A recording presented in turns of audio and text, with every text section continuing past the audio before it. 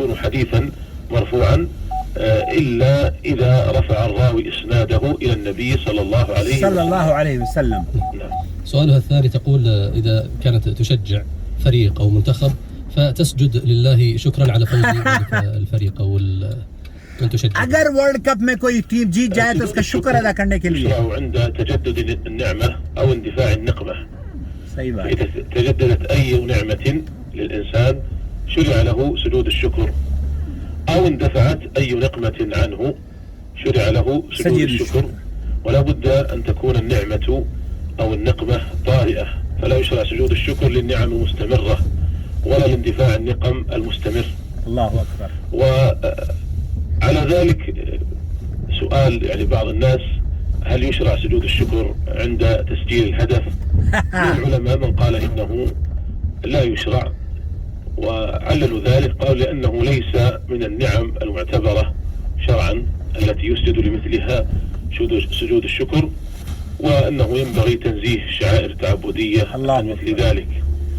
وذهب آخرون إلى أنه يعتبر نعمة في حق ذلك الإنسان، بل يعتبر ذلك من أكبر النعم، ولهذا يفرح ويسر به ويهنئه الناس عليه، وهو أمر مباح ليس أمرا محرما في ذاته.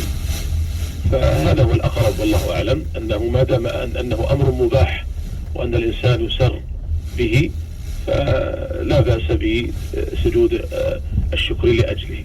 शेख कह रहे हैं कि सज्जा शुक्र बहुत सारी टीमों को आपने वर्ल्ड कप में करते हुए देखा होगा, या बहुत सारी टीमें या प्लेयर झुक जाते हैं सजदा करते में, गोल करते हैं और सजदे में पड़ जाते हैं, अल्लाह का शुक्र अदा करते हैं। शेख कह रहे हैं कि अहले इल्म का इस सिलसिले में इख्तिलाफ ज़रूर है, और बाज़ अहले इल्म का मौक़िफ़ यह है कि आप सजदा उन नेमतों पर अदा करें जिनको शरीयत ने नेमत करार दिया हो।